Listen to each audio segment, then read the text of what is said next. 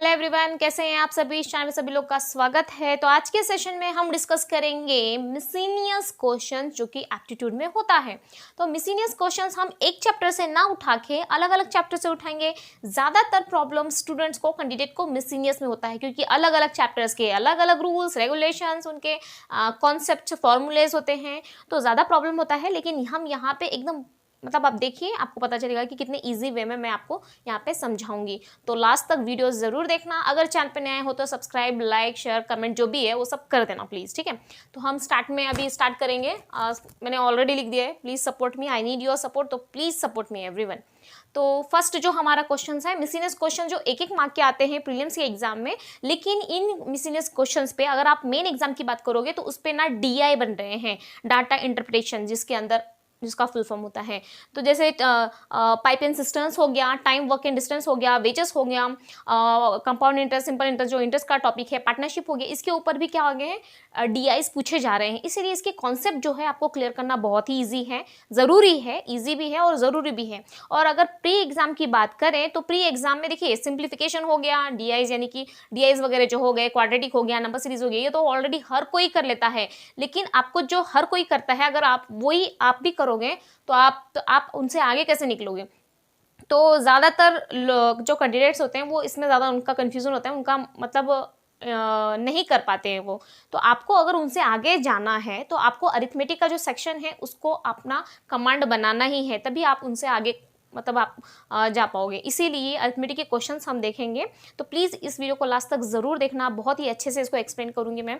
तो स्टार्ट करते हैं। और चैनल पे अगर नए हो तो क्या करना है आपको बताएं, ठीक है। स्टार्ट करते हैं।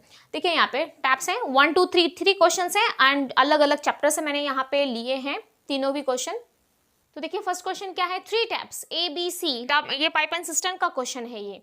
तो 3 tap ABC can fill a tank in 12 hours, 15 hours and 20 hours respectively.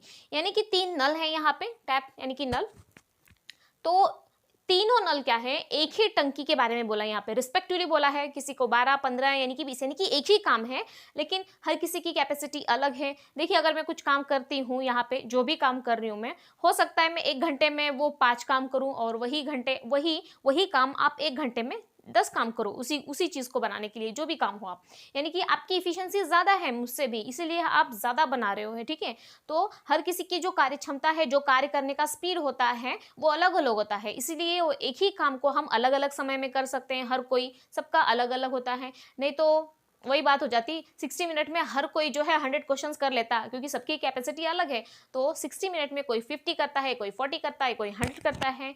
तो ये आपको आई थिंक बेस्ट एग्जांपल है। तो कैपेसिटी सबकी अलग होती है, इसको इफिशिएंसी बोला जाता है इसके लैंग्वेज में।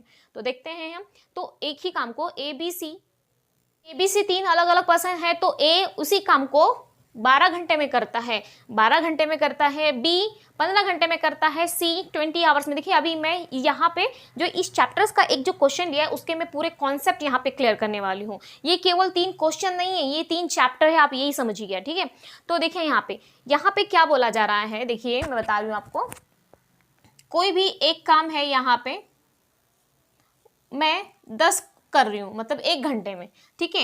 एक काम 1 घंटे में मैं 10 कर रही हूँ। कोई भी कुछ भी बनाने का काम हो गया, या फिर आप कुछ भी बोले कि तरबूज का सीजन है यहाँ पे, या फिर आप आम ले लीजिए, मेरा फेवरेट। आपका फेवरेट कौन सा है मुझे बताइए कमेंट सेक्शन में। तो जैसे कि मैंने 1 घंटे में 10 आम खा लिए, ठीक है। और वही जो दूसरा बंदा है, जैसे यहाँ पे ये मैं हूँ और यहाँ पे आप है कोई भी, ठीक है। तो वही जो 10 आम है, या फिर आप एक ले लीजिए का कि 1 घंटे में उन्होंने 20 आम खा लिए, कोई आप लोग, ठीक है। मैंने 1 घंटे में 10 आम खा लिए और आपने 1 घंटे में 20 आम खा लिए। यानी कि इसमें स्पीड किसका ज़्यादा है, जिसने ज़्यादा आम खाया हो। एक ही घंटे में 10 आम खाते बैठी हूँ और आप क्या है 20 आम खा लिए हैं, यानी कि आपका स्पीड मुझसे ज़्यादा है, ठीक है। तो जब यहाँ पे स्पीड होता है, स्पीड और जो टाइम होता है ना, वो दोनों इनवर्स रिलेशन में होते हैं। देखिए इनवर्स का साइन ऐसे ही होता है ना, आपने 9 10 में पढ़ा होगा, ये इनवर्स का रिलेशन होता है, प्रोपोर्शन में नहीं होते हैं वो, ठीक है।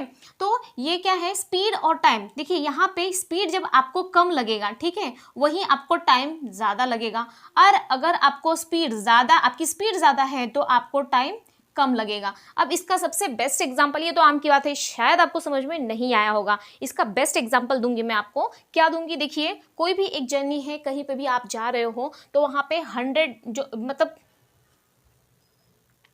जर्नी जो भी है, गाड़ी तो हर कोई चलाता है, आप सभी लोग चलाते होंगे गाड़ी, तो आपको ज़्यादा एक्सपीरियंस हो। चलो, जिसको ये आम का एग्जाम्पल अगर नहीं समझाया तो समझ में आया, तो एक बेस्ट एग्जाम्पल देते हैं। क्या लेंगे? देखिए, अगर आप 50 किलोमीटर पर आवर की स्पीड से गाड़ी चला रहे हो, आपकी जो भी हो, टू व्हीलर है, 4 व्हीलर है, जो भी है, अगर 50 किलोमीटर पर आवर यानी कि 1 घंटे में आप 50 किलोमीटर की स्पीड आप चला रहे हो, ओके, तो 100 किलोमीटर का अगर वो डिस्टेंस है, डिस्टेंस तो सेम रहेगा, मैं भी वही डिस्टेंस क्रॉस करूंगी, आप भी उसी डिस्टेंस को क्रॉस करोगे, यानी कि अगर 100 किलोमीटर का वो पूरा डिस्टेंस है तो आपको टाइम कितना लगेगा? 2 घंटा। आपने क्या किया? ये जो डिस्टेंस है, ये क्या है? हमारा स्पीड है, और ये क्या है? हमारा टाइम है।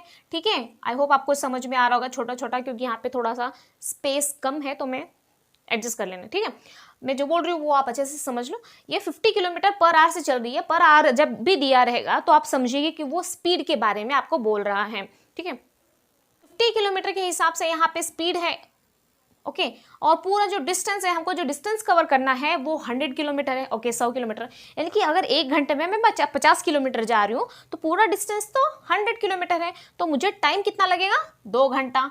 एकदम बच्चों वाला क्वेश्चन था ना? ठीक है, तो समझाने का तरीका है, इसलिए आपको ऐसा लग रहा है। ठीक है, तो टोटल टाइम उस बंदे को कितना लगा, जो भी है वहां पे, 2 घंटे में उसने डिस्टेंस मतलब पूरा उसको टाइम लगा। अगर वही मैं 20 के स्पीड से जा रही हूँ, ठीक है, मुझे गाड़ी वगैरह चलाना आता नहीं है, तो मैं साइकिल से जा रही हूँ, ठीक है, तो साइकिल से जा रही हूँ मैं, कहीं से भी आप जाओगे, कोई भी व्हीकल्स आप यूज़ करोगे, आपका डिस्टेंस होगा, भले आप पैदल चलते जाओ तो भी तो मतलब मेजर तो किया जाएगा ना, आप चल तो रहे हो, तो कितने आवर में चल रहे हो आप, स्पीड, वो भी तो आपको मेजर करना ही है ना। किसी भी डिस्टेंस, किसी भी स्पीड से आप जाओ, किसी भी स्पीड से आप जाओगे तो आपको मेजर डिस्टेंस करना पड़ेगा वहाँ पे। तो जब मैं 20 किलोमीटर की स्पीड से जा रही हूँ, शायद मैं चलते जा रही हूँ या फिर साइकिल पे जा रही हूँ, अगर मैं 20 के हिसाब से जाऊंगी तो उसी डिस्टेंस को क्रॉस करने में मुझे कितना टाइम लगेगा? सबसे ईजी क्वेश्चन, चलो जल्दी से आंसर दो। डिस्टेंस तो सेम है हमारा, 100 किलोमीटर। कैसे निकाला था हमने? 100 किलोमीटर डिवाइड बाय 50 हमारा, ओके, तो मुझे कितना टाइम लगा? 100 डिवाइडेड बाय 20, क्योंकि मुझे यहाँ पे 20 किलोमीटर 1 घंटे में तय कर रही हूँ, तो मुझे यहाँ पे कितना आवर लगेगा? 5 घंटे लगेंगे। 20 पचे 100, 50 दूनी 100, यही बात हो गई। यानी कि अगर मैं 20 के स्पीड से जा रही हूँ तो मुझे 5 घंटे यहाँ पर लगेंगे। यानी कि अभी आपको समझ में आ रहा है यहाँ पे रिलेशन क्या है, मैं क्या बोलने की कोशिश कर रही हूँ। क्योंकि देखिए, यहाँ पर मेरा स्पीड ज़्यादा था, स्पीड यहाँ पर मेरा ज़्यादा था, तो मुझे टाइम कम लगा। यहाँ पे मेरा जो स्पीड था 20 है ना, यानी कि 50 से तो बहुत कम है, ठीक है, 50 का आधा से भी कम है, 50 का आधा 25 होता है, उससे भी कम है, तो यहाँ पे मुझे टाइम जो है ज़्यादा लगेगा। आई होप ये आपका जो कॉन्सेप्ट है ये क्लियर हो गया होगा। ठीक है, और अगर इसका फॉर्मूला बोला जाए तो स्पीड किसी भी चीज़ का क्या होता है? Distance upon time. देखिए, 3 ही चीज़ें हैं, बस इसी के ऊपर पूरा कॉन्सेप्ट बेस्ड है यहाँ पे। अगर स्पीड आपको निकालना है किसी भी चीज़ में, आई होप आपको अच्छे से समझ में आएगा, स्पीड और टाइम का जो रिलेशन होता है वो इनवर्स है। अगर स्पीड ज़्यादा है तो टाइम कम लगेगा, स्पीड ज़्यादा है टाइम कम लगेगा, अगर स्पीड कम है तो टाइम ज़्यादा लगेगा। ठीक है, तो इस पूरा जो हमारा चैप्टर का जो रूल है, जो फॉर्मूला है, बस इसी पे अटका हुआ है। स्पीड क्या है? Distance upon time. अब इसी के अंदर खेल खेलेंगे हम लोग, स्पीड इंटू टी, यानी कि ये जो यस है ना, इसके पास टी को भेज देंगे, तो speed into time equal to, अगर 2 चीज़ें दी हैं तो डिस्टेंस निकाला जाएगा। अगर इस क्वेश्चन में सबसे बड़ी बात ये है कि 3 वेरिएबल यहाँ पे हैं, स्पीड, टाइम एंड डिस्टेंस। अगर इन तीनों वेरिएबल में से कोई भी 2 वेरिएबल अगर वहाँ पे आपको दिया गया है तो आप 3rd वेरिएबल निकाल पाएंगे। अगर खाली एक ही वेरिएबल है तो इस क्वेश्चन में आंसर आपका नहीं निकलेगा। और अगर टाइम निकालने की बात आ गई तो क्या फॉर्मूला आएगा, आप मुझे बताना कमेंट सेक्शन में, मैं भी जानना चाहूंगी कि आपको अच्छे से समझा या नहीं। ठीक है, देखते हैं। अभी हमारा ये तो कॉन्सेप्ट हो गया, अब बात आती है क्वेश्चन। अब हमको क्वेश्चन सॉल्व करना है। ठीक है, आई होप ये क्लियर हो गया, तो मैं आपको यहाँ पे मिटा दूँ या फिर आगे लिख देती हूँ। आप इसको लिखना तो है नहीं, आपको समझना है। आई होप आपको समझ आया होगा। ठीक है, तो मैं यहाँ पे लिख के बताऊंगी आपको। ए जो है वो 12 घंटे में, बी जो है वो 15 घंटे में, और सी जो है वो 20 घंटे में। अब ये क्या हो गया? ये उनका इफिशियंसी हो गया, सॉरी, उनका ये काम हो गया। कि उन्होंने कोई भी काम को 12 घंटे में किया। इसका मतलब कि वो इनकी इफिशियंसी की बात की जा रही है। कोई भी काम उन्होंने 12 घंटे में किया, उसी काम को बी ने 15 घंटे में किया, उसी काम को सी ने 20 घंटे में किया। तो आप बोल सकते हो ना, इसके अंदर जो मैंने कॉन्सेप्ट अभी समझाया वो इसके ऊपर वही है कि यहाँ पे अगर सी को सबसे ज़्यादा टाइम लग रहा है, ये क्या टाइम है ना, 20 घंटा, यानी कि वो टाइम है। इसका मतलब जब सी को ए और बी से ज़्यादा टाइम लग रहा है, इसका मतलब सी का जो स्पीड है वो कम होगा, इसीलिए उसको टाइम ज़्यादा लग रहा है। समझ में आया? क्लियर है?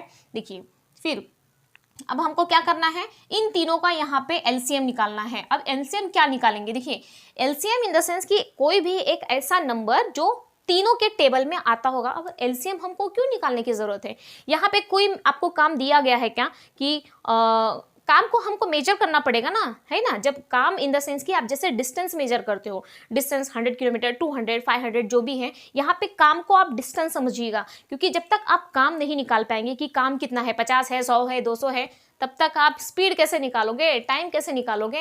इसीलिए हम एलसीएम लेते हैं। एलसीएम इसका मतलब कि उसको पूरा मतलब काम कितना है वो हम जानते हैं एलसीएम के द्वारा।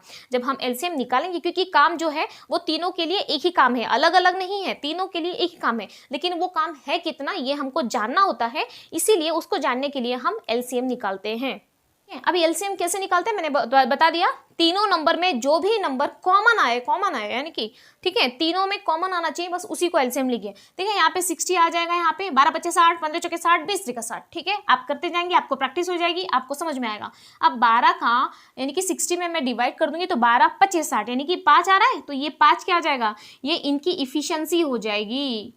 यानी कि वो 1 घंटे में 5 काम करते हैं। 1 घंटे में हम जितना भी काम करते हैं उसको ही इफिशियंसी बोला जाता है। इफिशियंसी यानी कि आप स्पीड भी बोल सकते हैं आप कि आपकी स्पीड कितनी है, कि आपकी स्पीड इतनी है कि आप 1 घंटे में 5 काम आप कर सकते हो, इतनी आपकी स्पीड है। स्पीड और efficiency both are the same. Okay, ज़्यादा कंफ्यूजन मतलब मत कीजिएगा खुद को।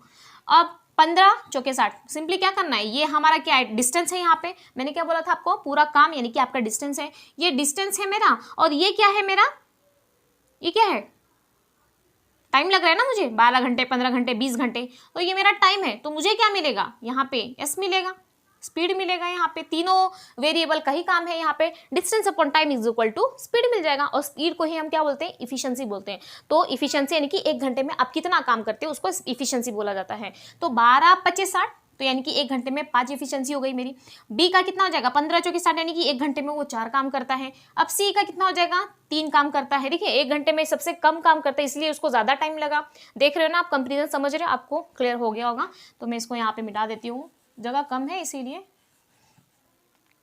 अभी काम करेंगे, नेक्स्ट टाइम से एक ही क्वेश्चन लिखेंगे, पूरा अच्छे से समझा देंगे, जैसे हम 10th में करते थे, स्टेप बाय स्टेप उसको अच्छे से समझाने के लिए मैं आपको अच्छे से समझाऊंगी। नहीं तो उसी को रब करो फिर मिटाओ, थोड़ा सा इशू हो जाता है। ठीक है, तो नेक्स्ट टाइम से हम वैसे करेंगे। फिर 12 15 ये इफिशियंसी हमारी निकल गई, यहाँ पे बस हो गया। अब क्या करना है हमको, if A is open all the time. अब बोला गया है कि जितने भी टाइम, अगर तीनों को एक बार में उन्होंने खोल दिया है ना, तीनों तो अलग अलग जब उनको खोलेंगे तो तीनों को अलग अलग टाइम लगता है। लेकिन क्या होगा जब तीनों को एक साथ में खोलेंगे या फिर 2 को एक साथ में खोलेंगे, तो वही आगे कंडीशन उन्होंने अप्लाई किया है।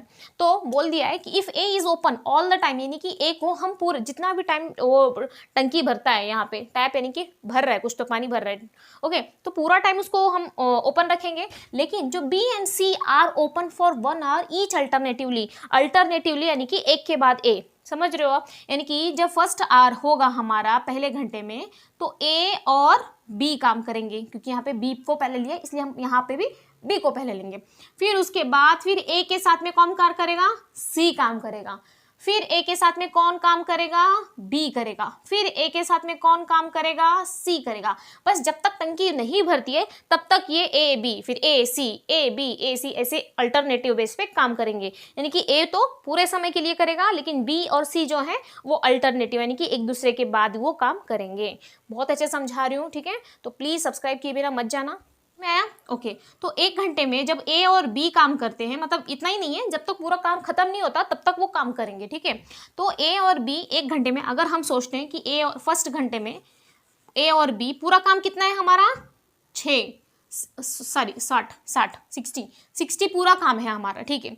तो फर्स्ट आवर में ए और बी काम करेंगे। जब ए 1 घंटे में 5 काम करता है या फिर 5 लीटर भरता है, जो भी आप समझ लीजिएगा, ठीक है, और बी 1 घंटे में 4 लीटर पानी भरता है, तो फर्स्ट के जो घंटा है उसके अंदर कितना दोनों मिलके काम करेंगे, 5 और 4 9 लीटर, 9 और जो भी आप बोलिए, ठीक है। फिर नेक्स्ट जो आवर रहेगा सेकेंड घंटे में, दूसरे वाले घंटे में, तभी ए के साथ में कौन काम करेगा, सी, यानी ए और सी काम करेंगे। तो नेक्स्ट आवर में कितना भरेगा, 5 और 3 8 भरेगा, ठीक है। फिर तीसरे घंटे में 9 भरेगा, फिर चौथे में 8 भरेगा, फिर 9 भरेगा यहाँ पे, और फिर यहाँ पे 8 भरेगा। यानी कि जब तक 60 नहीं हो जाता, पूरी टंकी नहीं भर जाती, तब तक काम करेंगे। तो हम ऐड करते जाएंगे कि भी कितने टाइम तक वो भरेगा। देखिए ये 9, ये 8 17, फिर 9 8 17, यानी कि 17 17 यहाँ पे हो गया 34, फिर ये 9 8 17, 17 17 34, 17 3 51 घंटे हो गए, ठीक है। उसके बाद अगर आप 9 मिलाते हो यहाँ पे तो देखिए 60 हो जाएगा, यानी कि फिर से 9 अगर आप मिलाओगे तो इसके अंदर 60 हमको मिल जाएगा। पूरा 60 होने तक आपको यही खेल खेलते रहना है बस। आई होप आपको अच्छे से समझ में आ रहा होगा। तो पहले घंटे में 9 हुआ, दूसरे घंटे में 8, तीसरे में 9, चौथे में 8, फिर 5वें में, छठे में, यानी कि 7वें में। यानी कि जब 7 घंटे काम करते हैं ए बी सी सब तीनों भी, तो वहाँ पे 60 लीटर 60 काम जो है उतना पूरा कंप्लीट हो जाता है। तो यहाँ पे पूछा गया है the tank will be fill in 7 hours, क्योंकि यहाँ पे हमको 7 लिया था। देखा, आपको अच्छे समझ में आया? फिर से एक बार रिपीट करके देख लीजिएगा, अगर नहीं समझ में आया तो बहुत अच्छे से मैंने समझाया है। तो अब आपको अच्छे समझ में आया, फिर से एक बार रिपीट करके देख लीजिएगा। फिर ये वाला सेकेंड वाला समझ में तो आ जाना चाहिए, तो अच्छा लगे तो प्लीज़ सब्सक्राइब करना। If selling price of article, okay, article की बात की गई है। If selling price of an article, देखिए अभी ये कौन क्या है, कॉस्ट प्राइस सेलिंग प्राइस, ठीक है, उसका है। तो प्रॉफिट एंड लॉस का चैप्टर है ये। तो if selling price of an article, कोई भी एक चीज़ है, आर्टिकल्स यूनिट यानी कि एक चीज़ की वस्तु जो है, अगर उसका सेलिंग प्राइस को, देखिए अब इसका सबसे मेन कॉन्सेप्ट क्या है, प्रॉफिट कब होगा, कोई भी अगर आप बिजनेस कर रहे हो, कोई भी चीज़ आप खरीद रहे हो, ला रहे हो, अपने घर पे ला रहे हो, फिर उसको बेच रहे हो, करके ही बेचोगे ना। या फिर कोई भी चीज़ 20 रुपये में लाया, फिर 20 रुपये में बेच दिया, तो उसमें मेरा कहाँ, मुझे कुछ तो मिलना चाहिए ना, तभी मैं आप सामने वाले को बेचूंगी वो, तो उसी को प्रॉफिट बोला जाता है, ठीक है। वैसे प्रॉफिट अलग तरह से निकाला जाता है, उसके भी अलग है, लेकिन फिलहाल हम उसी को जानेंगे। तो प्रॉफिट क्या होगा हमारा, जो भी सेलिंग प्राइस है उसमें से कॉस्ट प्राइस, सेलिंग प्राइस यानी कि जितने में मैंने यहाँ पे बेचा, कॉस्ट प्राइस यानी कि जितने में भी मैंने यहाँ पे खरीदा, और प्रॉफिट यानी कि नफा बोला जाता है, या फिर लाभ, नफा तो हिंदी मराठी में बोला जाता है, लाभ हानि हिंदी में बोला जाता है, ठीक है। तो बेचा कितने में मैंने, 25 में बेचा, खरीदा कितने में था, 20 में, तो 5 रुपए का मुझे प्रॉफिट हो गया। यही हमारा प्रॉफिट का फंडा है, बस यही है। अब परसेंट प्रॉफिट क्या होता है वो हम आगे डिस्कस करेंगे। इसमें कोई भी रूल्स आपको याद करने की जरूरत नहीं है, खाली आप कॉन्सेप्ट दिमाग में रखिए, कॉन्सेप्ट समझिए बस। में आ गया होगा तो मैं इसको मिटा देती हूँ, ठीक है। अगर रहना देता है ऐसे थोड़ा सा यहाँ पे रख देती हूँ मैं, यहाँ पे कि ये जो प्रॉफिट है इसको क्या आ जाएगा, सेलिंग प्राइस माइनस ये कॉस्ट प्राइस, बस ये बेसिक फंडा है, ये बेसिक रूल है हमारा इसका। तो अब क्या बोला गया है कि सेलिंग प्राइस समझ में आ गया, जो जिस भी अमाउंट में हम बेचते हैं उसको, इज ऑफ एन आर्टिकल, कोई भी चीज का, यूनिट इज डिक्रीज्ड बाय 60%। अब देखिए डिक्रीज्ड बाय, शब्दों का खेल समझिए। अगर आप इंग्लिश मीडियम से हो, भले आप हिंदी मीडियम से, जिस भी मीडियम में आप दे रहे हो, शब्दों का जो माया जाल होता है ना एग्जाम में, उसको समझिए आप क्या बोला जा रहा है, डिक्रीज्ड बाय 60%। और इसी को बोला जाता है, और एक लैंग्वेज है इसकी, लेकिन डिक्रीज्ड टू 60%, यानी कि क्या है, दोनों में डिफरेंस है। बोला गया कि यूनिट इज डिक्रीज्ड बाय 60%, यानी कि 60% तक उसको, 60% जो है उसने कम कर दिया है। जब 100 में से 60% उसने कम कर दिया है तो अभी कितना है, 40%। और यहाँ पे क्या है, डिक्रीज टू 60%, यानी कि उसने 60% रखा है अभी, ठीक है, 60% यहाँ पे रखा है उसने। तो दोनों में फर्क है, यहाँ पे 40% आया है, यहाँ पे 60% आया है। यहाँ पे बाय 60% यानी कि 60% तक उसने कम कर दिया है, तो बचा कितना, 40%। और यहाँ पे डिक्रीज टू 60% यानी कि 60% तक ही उसने कम किया है, यानी कि 60%।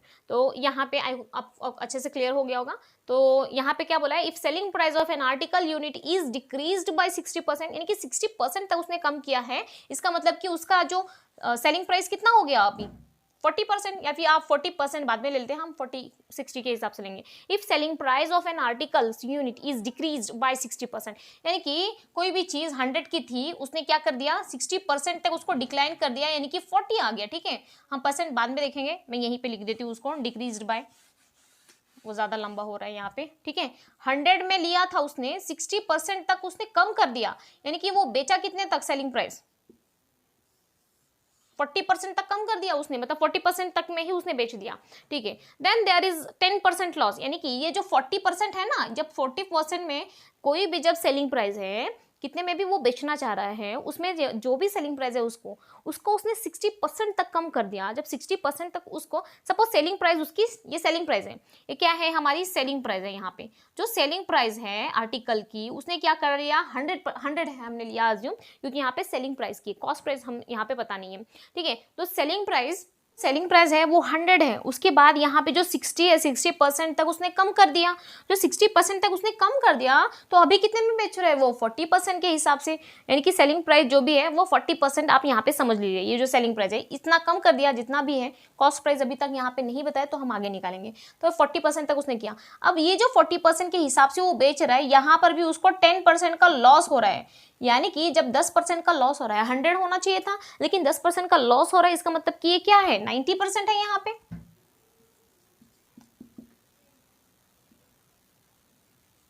90% है ये। ठीक है, उसके बाद the cost price 10% loss on the cost price, यानी कि ये 90% है। ठीक है, what was the initial profit percent, यानी कि ये जो प्रॉफिट परसेंट है वो कितना था यहाँ पर, बस यही देखा गया है। अब हम लोग कैसे निकालेंगे, जो यानी कि जो ये 10% लॉस, यानी कि ये 90% है ना, ये 90% है कॉस्ट प्राइस का। ठीक है, 10% लॉस है यानी कि 90%, 100 में से -10 करोगे तो 90% आएगा कॉस्ट प्राइस का।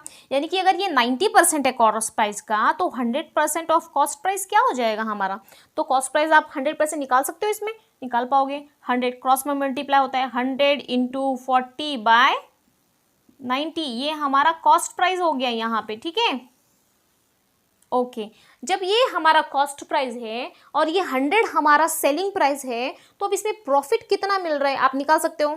ये जो है ये कॉस्ट प्राइस है और ये सेलिंग प्राइस है, ये दो चीज़ें हमारी यहाँ पे निकल गई है। अब हमको प्रॉफिट निकालना है, तो ये कॉस्ट प्राइस है, ये सेलिंग प्राइस है, इसको हमको कैसे करना है, ये भी जो भी कॉस्ट प्राइस है ये क्या है हमारा 100% है यहाँ पे। अब सेलिंग प्राइस क्या है, प्रॉफिट कैसे निकालेंगे, सेलिंग प्राइस में से कॉस्ट प्राइस हम निकालेंगे तब हमको प्रॉफिट निकलेगा। ठीक है, और यहाँ पे प्रॉफिट परसेंट हमको निकालना है, यानी कि ये जो कॉस्ट प्राइस है वो 100% है। जब ये कॉस्ट प्राइस हमारा 100% है, तो ये जो सेलिंग है ना हमारा सेलिंग प्राइस, यहाँ जो स्टार्टिंग में लिया था हमने, वो कितना परसेंट है हमको यही निकालना है। ठीक है, तो सेलिंग प्राइस का आप निकालोगे परसेंट, उसमें से आप जो कॉस्ट प्राइस का 100% है वो निकाल दोगे, तो आपको प्रॉफिट परसेंट मिल जाएगा। ठीक है, सेलिंग प्राइस का परसेंट माइनस कॉस्ट प्राइस का परसेंट इक्वल टू प्रॉफिट का परसेंट। तो वही मैंने लिखा है, ये कॉस्ट प्राइस है, इसका 100% कर दिया, जो कॉस्ट प्राइस है वो खुद 100% है, तो ये सेलिंग प्राइस जो 100 है वो कितना परसेंट है, अब वो हमको निकालना है। अब वो हम कैसे निकालेंगे, सिंपली क्रॉस मल्टीप्लाई करेंगे इसको और इसको। सपोज ये यहाँ पे हमारा x है, तो उसको मैं यहाँ पे सॉल्व करती हूँ, 100 × 100 करेंगे, यहाँ पे x इक्वल टू x की वैल्यू निकालनी है हमको, 100 × 100 यानी कि ये 100 ये 100 क्रॉस में मल्टीप्लाई हो गया, फिर x के साथ में है, जो भी x की वैल्यू लिखेगी वो इसके नीचे रहेगा यहाँ पे, तो ये जो वाला फैक्टर है वो नीचे लिख लेंगे। तो 100 × 40 जो है वो हम लोग नीचे लिख लेंगे, और ये जो 90 है ये ऊपर चला हो गया, ऊपर चला जाएगा। आई होप इतनी तो आपको बेसिक नॉलेज होगी इसके अंदर। तो 100 से 100 कैंसल, 0 और ये 0 कैंसल, तो यहाँ पे कितना मिल रहा है आपको 900/4, ये 100 और 4, या फिर आप ऐसे कर लो, ये 4 को 25 बार कट हो जाएगा यहाँ पे। ओके 25 9 225% है ये। ठीक है, परसेंट है, तो परसेंट हमने निकाला है, ये क्या निकला है हमारा सेलिंग प्राइस का परसेंट निकला है ये। ठीक है, यहाँ पे निकाला ना हमने सेलिंग प्राइस का परसेंट कितना है। ठीक है, तो सेलिंग प्राइस हमारा कितना है यहाँ पे 225% है। इसके अंदर कॉस्ट प्राइस का परसेंट कितना है हमारा 100% है यहाँ पे। ठीक है, तो हमारा प्रॉफिट परसेंट कितना हो जाएगा 125% हो जाएगा। आई होप समझ में आ गया होगा। ये हमारा क्या है सेलिंग प्राइस का है, ये हमारा कॉस्ट प्राइस का है, और यहाँ पे ये जो है ये आ जाएगा हमारा प्रॉफिट परसेंट। तो प्रॉफिट परसेंट ऑप्शन में कहीं दिया है, हाँ डी, ये हमारा राइट आंसर हो जाएगा। चलिए सबसे लास्ट वाला क्वेश्चन देखते हैं। अ train is running at the speed of 80 kilometre. ठीक है, यहाँ पे भी स्पीड का ही, स्पीड और टाइम डिस्टेंस जो यहाँ हमने अप्लाई किया सेम है, ट्रेन हो चाहे पाइप एंड सिस्टम हो।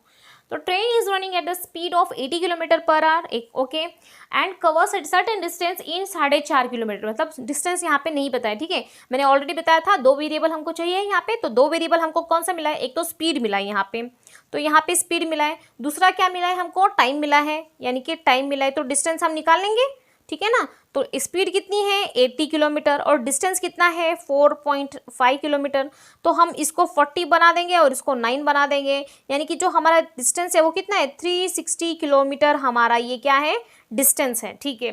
तो डिस्टेंस हमने निकाल लिया। What will be the speed of train in order to cover the same distance in 4 hour. अरे बहुत हलवा क्वेश्चन है ये तो यानी कि अभी टाइम पूछ रहा है, डिस्टेंस पूछ रहा, सॉरी क्या पूछ रहा है, सेम स्पीड पूछ रहा है कि अभी स्पीड कितनी होगी कि उसी डिस्टेंस को हम, उसी डिस्टेंस यानी कि डिस्टेंस कितना है 360 जो किलोमीटर डिस्टेंस है हमारा, उसको हम 4 आवर्स में अगर हमको मतलब तय करना है उस दूरी को, तो अगर मैं 4 घंटे में उसको क्रॉस करने के लिए सोचूं तो 4 9 36 यानी कि मुझे 90 की स्पीड से वो गाड़ी यहाँ पर भगानी पड़ेगी। तो 90 कहाँ पर है, ये वाला है। ये तो बहुत ही हलवा क्वेश्चन था, स्टार्टिंग में जो है उसको मैंने अच्छे से क्लियर कर दिया, इसलिए ये आपको बहुत ज़्यादा ईजी लगेगा। तो ऐसे ही इंटरेस्टिंग क्वेश्चंस को सॉल्व करने के लिए प्लीज़ हमारे चैनल को ज़रूर सब्सक्राइब कीजिएगा, नए आए हो तो। और कुछ अगर मुझे और चेंज करना है तो मुझे बताइएगा कि मुझे और क्या इम्प्रूव करना चाहिए। तो thanks for watching and please अगर अच्छा लगा वीडियो तो लाइक शेयर सब्सक्राइब।